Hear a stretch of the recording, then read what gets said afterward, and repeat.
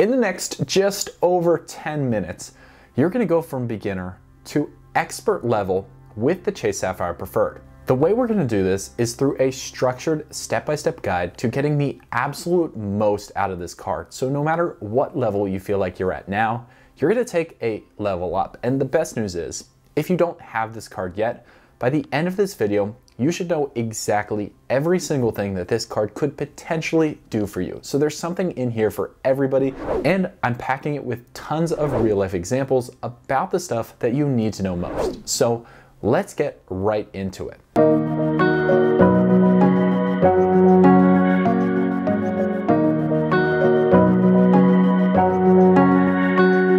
So why the Chase Sapphire Preferred? Well, if you go to any credit card expert and you ask them, hey, what is the single best beginner travel credit card that I should be looking at getting? If they don't tell you the Chase Sapphire Preferred as their first answer right out of their mouth, it's gonna be the second choice that they give to you. And that is because the Sapphire Preferred is such an achievable card to work with. This card right here has a $95 annual fee, has credits and travel protections, and tons of different ways to earn points. And the best part is, redeeming the points could not be any easier with tons of different options to do so. When I got this card myself, I looked at it as a very achievable way to get a ton of travel benefits while paying only $95, and I saw that I was gonna make many times over that annual fee in the first year that I got it without having to force myself to travel any more than I normally would have. So let's get familiar with what this card can do. The first thing to think about and really know well is the annual fee. At $95, the annual fee will be charged to you from the first billing statement from the moment you get approved and open your Sapphire Preferred account. This will be charged every single year to you that you decide to hold the card. However, the good news is, if you have buyer's remorse, which you probably won't early on with this card, but if you ever don't want to continue paying that $95 annual fee, you can downgrade this card to the Chase Freedom Unlimited, slide over with no ill effects to your credit score, and get the benefits for that card while not paying an annual fee to hold that. Now, when people hear the words annual fee, they get skeptical. I was too, because the thinking is, why would you pay for something that processes payments for you when there are tons of different options that will do the same thing for free? Well, we're going to talk exactly how that works on this card and how most people will earn many times over every single year that $95 annual fee, and how this card specifically is one of the easiest annual fee cards to unlock, surpassing that value. The first way that people who hold this card start to work back that annual fee is through the rewards earning structure. The Sapphire Preferred offers you 5x back on hotels and rentals purchased through Chase.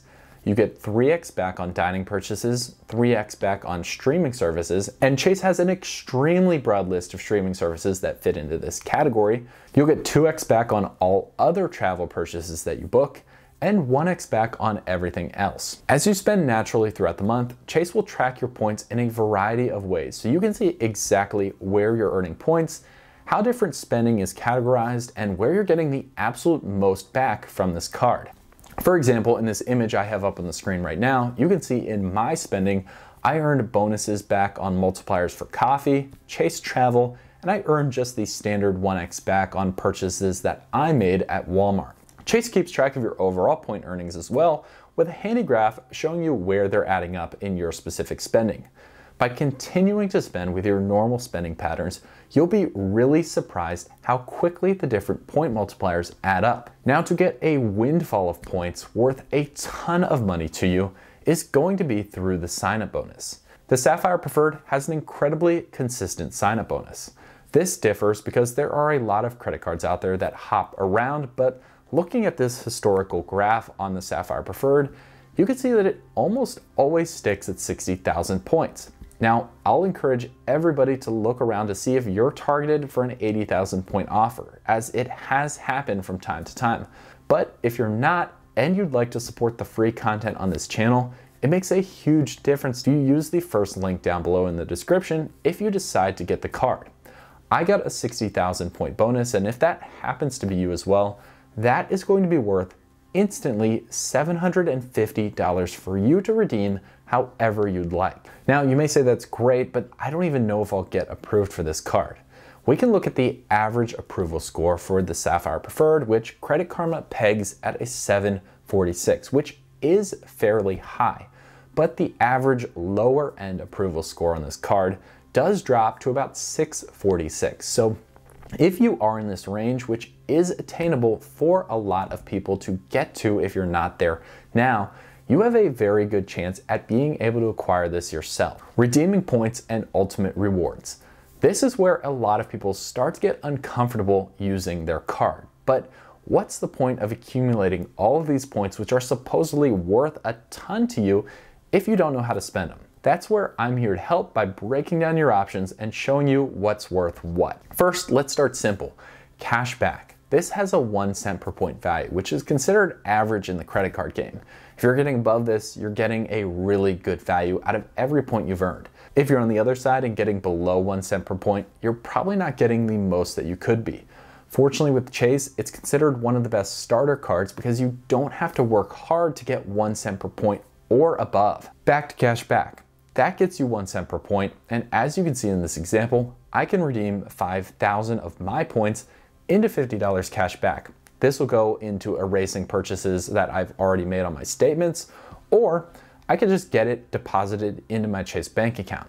The next option is gift cards, where you can also earn at 1 cent per point, unless you decide to purchase a gift card that's on sale. Chase has a huge library of gift cards, and sometimes they randomly throw a bunch on discount.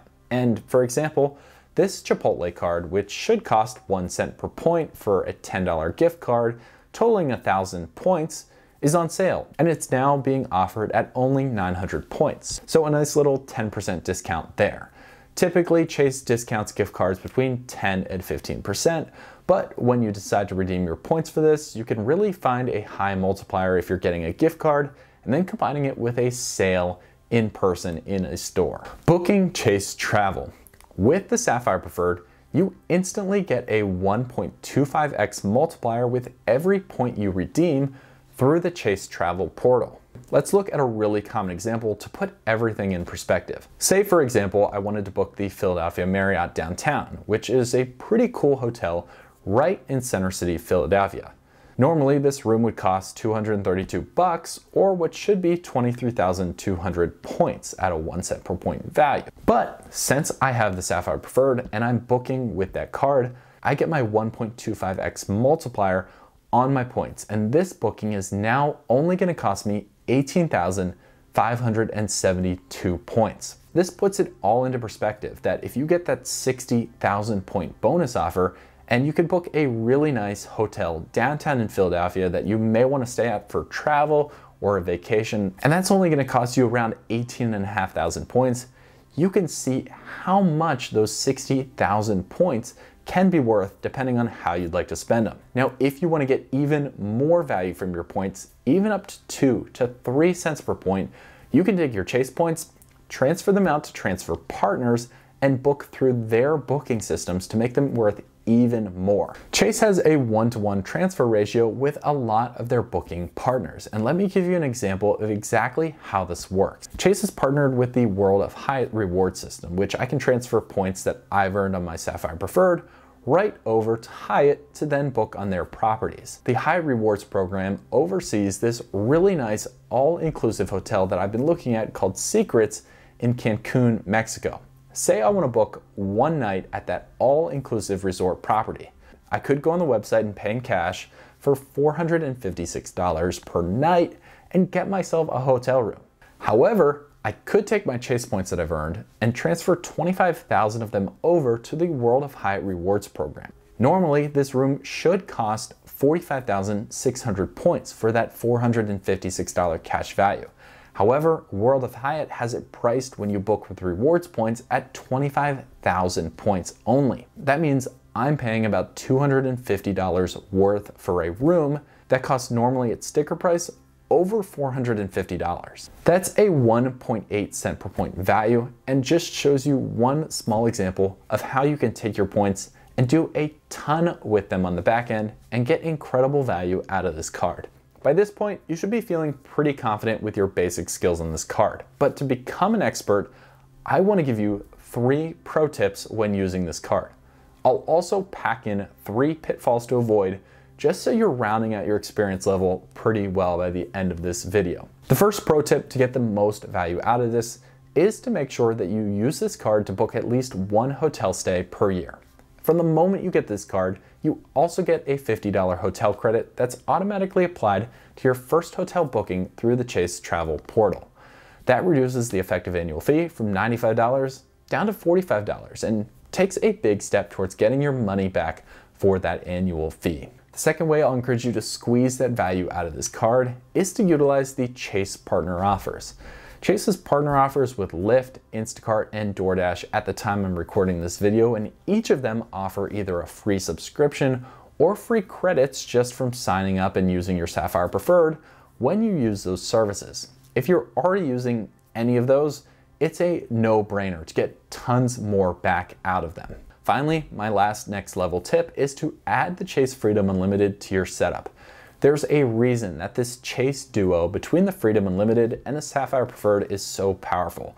You're covering all of these different earnings categories, raking in the points, and then because you hold the Sapphire Preferred, you get access to that 1.25x multiplier when booking through the Chase Travel portal. Here's 3 mistakes to avoid. First is stressing about redemption values. There's a reason you decided to go with Chase, and because you're smart, Chase offers really good redemption point values for almost any way you spend your points. So even if you need cash and you need to erase statement credits, don't feel bad about that. Use your credit card the way you want to. Don't let the credit card dictate how you live your life. Mistake 2 is not using all of your benefits. From the things we talked about just in this video, you should be getting over $1,000 worth of value in your first year on this card. And if you're not, well, you need to rethink the way and the reason that you got this card in the first place. This video is a good place to start, but there's things like travel protections and insurance benefits that you get automatically that you should know about and should be using because you do have a great travel credit card. The last mistake to avoid is hoarding your points forever. You can't take your Chase Ultimate Rewards points with you into the next life when you're gone. All jokes aside, over time, points tend to devalue. So when you hold them for 3, 4, and 5 years, they may be worth less than when you got them with the card. The point of earning these points is to spend them on things that you're passionate about or bring value to your life. So don't be afraid to do that, and don't be one of those people who just earn points for the sake of earning points to leave them in a big pile in your account. Finally, I'm going to leave one offer out there to everybody. If you have any questions, feel free to leave them in the comments. However, I've gotten a few more detailed questions recently on different card setups or if this card is right for your specific situation. If you want to send those longer ones to me, send them to consulting.rdg@gmail.com and I'll do my best to get back with you as soon as I possibly can. I'm always happy to help in any way, and thank you once again for watching this video.